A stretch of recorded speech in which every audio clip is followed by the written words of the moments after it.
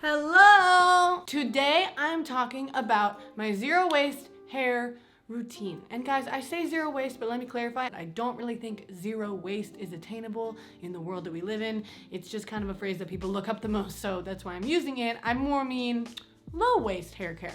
That's a better way to put it. Anyway, if you didn't know, my name is Danny, aka CASTILE, that's my last name. And I make videos about sustainability because I'm trying to lower my waist and I want to help you guys do it too if you want. Make sure to subscribe and turn on the notifications to know when I post, and follow me on my Instagram at CASTILE.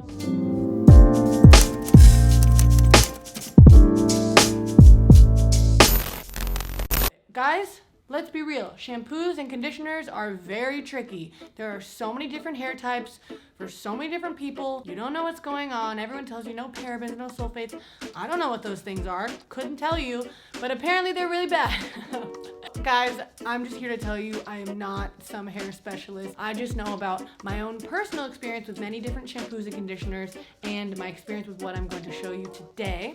And I'm coming from my knowledge of sustainability. So shampoo being produced is creating a footprint on the world. Everyone knows that. Every product has a footprint. And also it's generally comes in plastic bottles.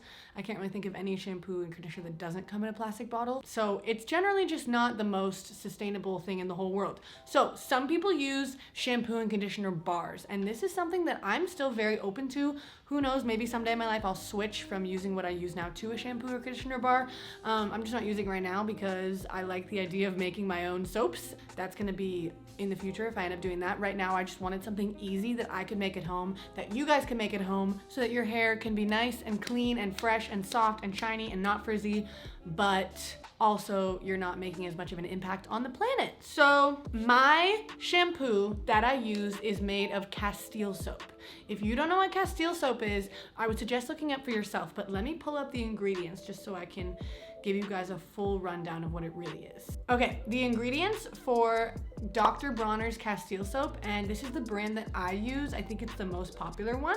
The ingredients are water, organic coconut oil, potassium hydroxide, which actually it says none of this remains after saponifying oils into, I don't know what that means, but I do know that none of that actually is in the soap. Organic palm kernel oil, olive oil, hemp oil, jojoba oil, citric acid, and something that I can't pronounce.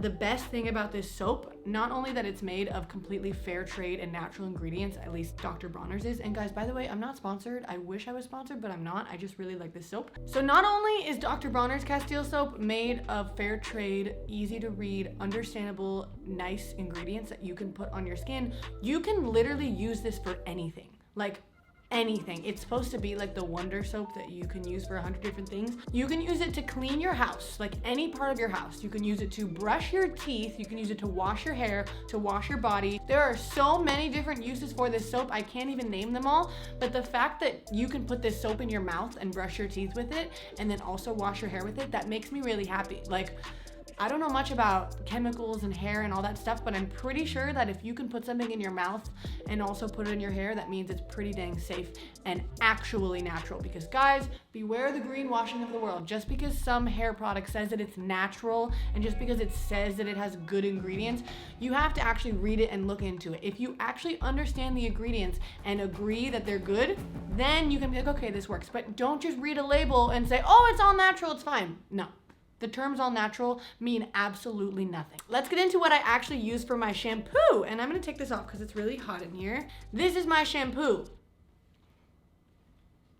Me looking at my monitor. This is my shampoo. And it is made of Castile soap and water. I know, that's a really long list of ingredients. I also have some oils in here. I'm not really a big essential oil person, but I have some.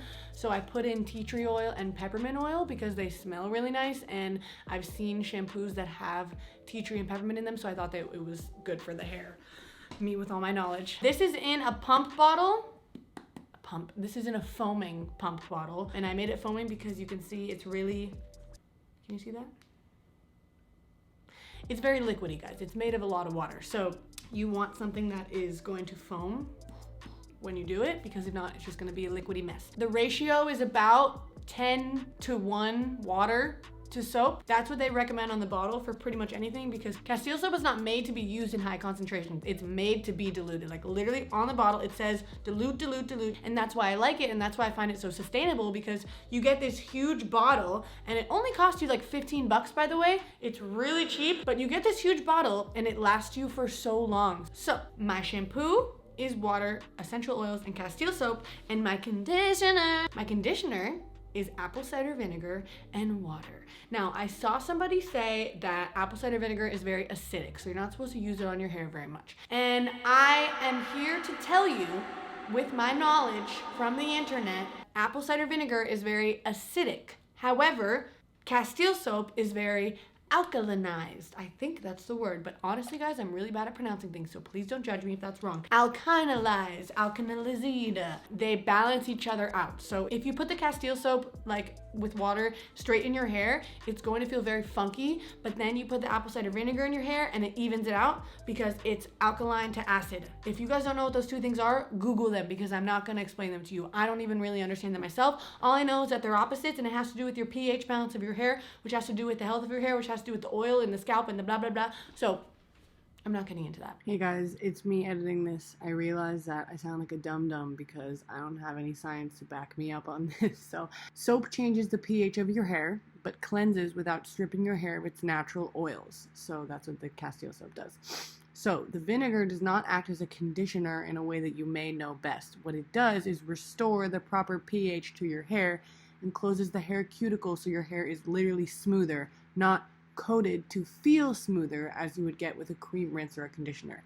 Castile soap, if anyone's ever used this as shampoo, you know that it is annoying at first, and it does take your hair a few days to get used to it, guys. It's been about a week or so of me using this in my hair every single day, and only now is it actually in a good spot, because your hair is used to like regular shampoos with a lot of ingredients. I was using Joico before this. Apparently when you make the shift from regular soap to Castile soap, then your hair has to get used to it. So my hair is finally used to it, and guys, I have to say I'm extremely satisfied with the result. My hair is very, very, very, very dry and damaged because I bleached it so many times. So if you have oily hair, I gotta say my recommendations may not be the same for you, because our hairs are going to be very different. However, I have seen a lot of girls with oily hair, with curly hair, with many different types of hair who use Castile soap, who really like it. So if you have a different hair type, again, do your research, see if it works for you. But let's continue. So when you put it in your hair, it's going to feel funky because, like I said, it's so full of alkaline. I don't know what the word is. That it almost feels like when you are in a pool and you have chlorine in your hair. Not because it's bad for your hair, it's just because however it works. Because of that, it doesn't lather. So like when you normally use a shampoo, you kind of throw it in there for 5 seconds and then it's just done. But honestly, what I really like about this soap is that you have to comb it through your hair, which makes me feel better because it feels like I'm actually cleaning my hair and I'm not missing a bunch of spots. I remember a long time ago, then a hairstylist was cutting my hair and she told me that most people miss tons of spots when they wash their hair. And I think it's because shampoo just kind of lathers, so you think like, oh, I got it, it's there, it's clean, but really it's not. Like, you have to try a little harder. So with the Castile soap, what I like to do is keep my brush in the shower. Now, guys, before you come at me, I know that brushing your wet hair is not a good idea because it tends to rip out your hair easier. So I'm getting one of those wide tooth combs, and I would suggest getting that if you're gonna do this. So imagine I have a wide tooth comb. I put it in my hair, and do not put your hair on the top of your head, because if you put your hair up here, it's not gonna clean everything and it's gonna be confusing, because again, guys, we're not working with regular shampoo. So I leave my hair down, I get it wet, I put my soap in like right here, I put it like right here, I put it like over here, and then I brush it or comb it out like this. I'm just showing you how to comb your hair because I'm sure you don't know. Then I rinse it out, and it feels a little funky because I just used Castile soap. So that's where the apple cider vinegar comes in. Literally the second you put the apple cider vinegar into your hair, it makes everything better. Like, it automatically feels softer and normal, and it feels like you just used a regular conditioner. But you have to brush that through as well. So use your thing, or even just use your fingers. I used my fingers today because I forgot to bring my brush in the shower, and it actually worked super well. So use your fingers, use a comb, whatever it is, get it through, get it in all the details, and don't miss a spot. After I rinse out my hair and everything is all good, the mistake that I made when I first started doing this was, since I have really dry hair, I was like, oh, I need to put hair oil in immediately because I don't know how this Castile soap thing works. It's probably gonna be really dry, so I might as well just put it in. Then I put oil in my hair like I used to with my shampoo and conditioner, and I did this, but it totally messed up my hair and it made it super oily. So if you normally put like a treatment in your hair right after you wash it, I would suggest letting your hair dry like the first week before you put anything else in your hair. Just be wary of throwing products in right after you've used a new shampoo because your hair is gonna react differently. My ends are usually still very dry and they feel very brittle after I wash my hair, and that's normal because, again, my hair is very damaged. So I will use my hair oil, and I made an Instagram post about this. So if you wanna know what exactly is in this and why I made this and everything, go to my Instagram, it's right there, and read my post about it. But this is my hair oil. It's very natural. It's made of like 4 things and it smells amazing.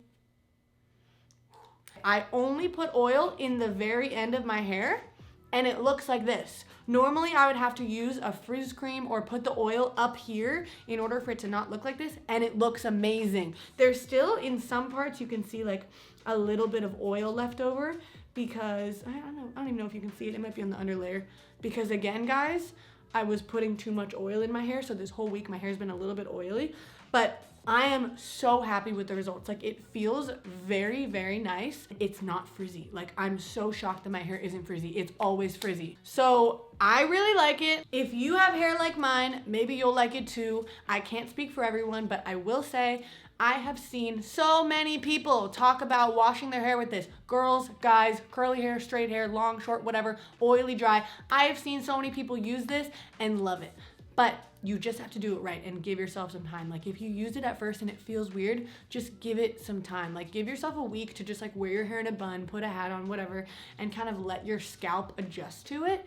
And then eventually, I'm sure that if you figure out the right mix, you will like it, because I've seen so many different people like it. The last thing I want to say is, if you decide to make your own shampoo and conditioner, please use bottles you already have. Those 2 bottles that I have are things that I had around my house that I just like ran out of the product that was in it, and I'm using those. You don't have to buy new stuff just because you're making something at home. That's the whole point of sustainability. That's the whole point of lowering your waste, is using stuff you already have to its extent. Like, until you absolutely cannot use it anymore, use it. I also want to do a quick price breakdown for anyone who's wondering the cost of this versus regular shampoo. I can't speak for you guys because I don't know what shampoo you buy right now. If you really prioritize your hair and you buy one of the more expensive ones, then you might be spending anywhere from like 15 to 20 to 30, even more dollars on your shampoo and conditioner. Maybe you might be buying one of the cheaper ones and you're ready to switch to something that's a little better. But I can guarantee whatever you are using, Castile soap is cheaper than that. So let me tell you why. Okay, so I bought my Castile soap for $16. And like I said, guys, it gets diluted a massive amount. So I bought 32 ounces of Castile soap for $16. So that makes it 50 cents an ounce. And I probably used about 2 ounces of this to make my shampoo. So that means I spent about $1 making my shampoo. And then my apple cider vinegar was $5 for 32 ounces. And again, you use like this much. I don't know how many ounces that is because I don't know how many ounces my bottle is, but guys, it's $5 for the entire bottle, like this big. So just, you can do the math if you want. A lot of people think, oh, I want to be sustainable, I want to lower my waste, but I don't know how, it's too expensive. And that's true. Some things are too expensive, but this is not. This is an option that you guys have that's way cheaper than regular shampoo and conditioner, and you can do it at home, super easy. Literally all you need is tap water and a container, and I'm pretty sure most people already have that. You can even use your old shampoo bottle if you want. Please, if you use this, let me know. Send me a picture on Instagram after a bit of you using it if you really like it. I really want to see how your guys' hair is reacting to this. If any of you have used this before, please leave it in the comments and give people tips or tricks or suggestions of what to do. If you have different hair types and you have little things that you add on to this to make it work for your hair type, comment below, because I really want to start a cool discussion about how we can use alternative methods for making shampoos and conditioners to help save the planet, because obviously that's what this is all about. Don't forget to follow me on Instagram, and I'll see you guys in the next video. Bye!